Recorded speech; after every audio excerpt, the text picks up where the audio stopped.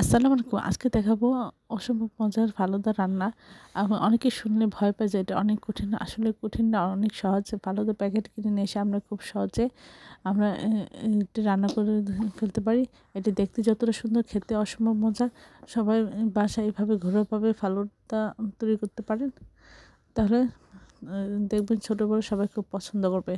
এটি খুবই সুস্বাদু এবং টেস্টি। আমরা প্রথমে দুধ জাল করব, করে এর মধ্যে ফালুদার প্যাকেটে যে উপাদানগুলি সেটা দিয়ে আমরা পুরোপুরি রান্না করে নেব। এর মধ্যে আমরা পরিমাণ মতো চিনি এবং পরিমাণ মতো 3-4 চামচ আমরা গুঁড়া দুধ দিয়ে দেবো, যেন এই দুধটা একটু ঘন হয় এবং খেতে খুবই টেস্টি এবং সুস্বাদু হয়। তারপরে আমরা এইভাবে আস্তে আস্তে নেড়ে চেড়ে জাল করে নেব এবং এটির একটু ঘনত্ব বাড়ার জন্য আমরা এর মধ্যে 1-2 চামচ কাস্টার্ড পাউডার, ঠান্ডা দুধ বা পানি দিয়ে আমরা একটু গলিয়ে এর মধ্যে দিয়ে দিব। দিয়ে আমরা নেড়ে চেড়ে রান্না করে নেব যেন এটি ঘন হয়ে আসে। তাহলে এটি খেতে খুবই সুস্বাদু হয়। আপনার এই ধরনের সুন্দর সুন্দর ভিডিওগুলি পাওয়ার জন্য আমার চ্যানেলটি লাইক এবং শেয়ার দেবেন, সাবস্ক্রাইব করবেন এবং প্রিয়জনকে বেশি বেশি করে শেয়ার দেবেন।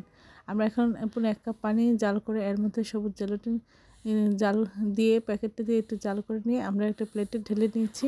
আবার লাল জেলাটিন পুরো 1 কাপ পানির মধ্যে দিয়ে একটু জাল করে নিয়ে আমরা তেল ব্রাশ করে ঢেলে দিব।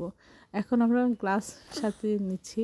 আমরা প্রথমে ফালুদা দিয়েছি, তারপরে সবুজ জেলাটিন, আবার ফালুদা দিয়েছি, তারপর লাল জেলাটিন, আবার ফালুদা দিয়েছি, তারপর পরিমাণ মতো আইসক্রিম এবং এখানে হচ্ছে আনার এবং আপেল ফল দিয়েছি, তারপরে উপরে আবার ফালুদা দিয়েছি।